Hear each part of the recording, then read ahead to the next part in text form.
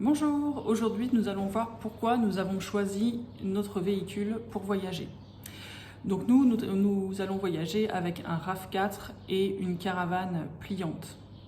Alors pourquoi le RAV4 Tout simplement déjà parce qu'on fait avec ce qu'on a. Donc on a ce RAV4 depuis 3 ans maintenant. Il est 4x4. Alors par contre il est 4x4 4 roues motrices constantes. Donc on n'a pas la formule route ou 4x4. Voilà, mais bon, n'empêche qu'ici en Espagne, ça nous a bien dépanné et heureusement qu'on l'avait. Donc c'est un véhicule qui est robuste, qui date de 2006, donc il n'est pas tout jeune. Mais voilà, il est vraiment, bien costaud et ce qu'il y a de bien aussi, c'est qu'il a peu d'électronique. Donc c'est vraiment une mécanique simple. Donc si on tombe en panne ou des choses comme ça, c'est rarement sur le plan électronique que ça coince. Donc c'est rapidement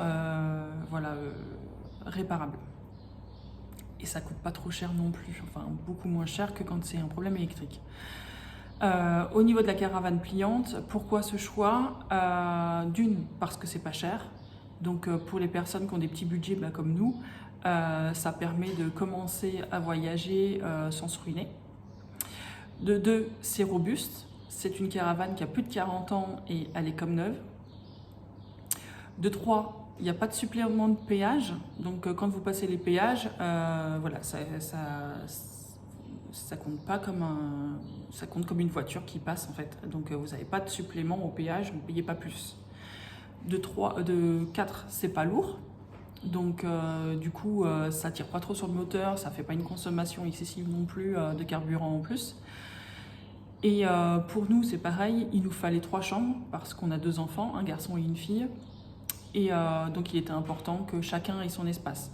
Donc là, il y a 3 chambres, chacun a son espace et c'est parfait ainsi. Ensuite, ça prend pas de place, trop de place sur la route. J'aime bien le camping-car, mais c'est vrai que c'est plus large qu'une caravane ou qu'une voiture normale. Et puis c'est aussi plus haut. Donc là, avec la voiture, plus la caravane derrière qui est toute légère, bon, en fait, ça va pas nous changer la vie. C'est pas compliqué à conduire. Moi, comme Pascal, on est à l'aise à conduire ça. Et en plus, donc voilà, et dernièrement, nous y vivons pas à l'année. Comme nous allons aller de ferme en ferme, souvent sur les fermes, il y a un hébergement en dur. Donc la caravane, qui est une tente quand elle est dépliée, va nous servir qu'occasionnellement quand il n'y aura pas d'hébergement sur les fermes où on va aller. Et quand on fera un transfert de ferme en ferme, si la route est longue, on peut s'arrêter, on peut prendre du temps aussi pour visiter, etc. On se met au camping. Voilà, on a toujours un toit sur la tête, on est autonome et on n'a pas non plus à se tracasser, à se dire tiens mince, il faut qu'on réserve un Airbnb, faut qu'on trouve un gîte ici pour une nuit. Souvent les Airbnb c'est 2-3 nuits. Enfin voilà, on veut être tranquille, on veut être autonome. Donc la caravane pliante est un bon compromis puisqu'on peut aller sur les campings, sur les aires de camping et être complètement autonome et aller d'un point A à un point B comme on veut et prendre le temps que l'on veut pour faire le trajet.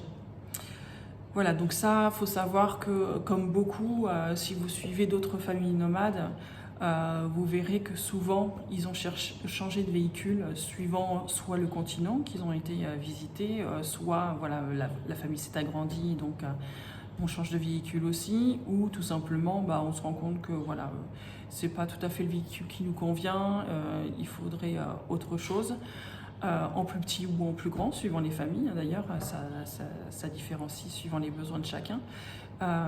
C'est évolutif, donc c'est pas on commence comme ça, on commence avec ce qu'on a et avec le budget qu'on a aussi, et sûrement que ça évoluera au fur et à mesure de notre périple, de notre voyage. Donc voilà, sachez que en général le choix d'un véhicule n'est pas fixe, mais il faut bien commencer quelque part et pour pouvoir commencer l'aventure. Donc sur ce, je vous souhaite un bon voyage. Au revoir.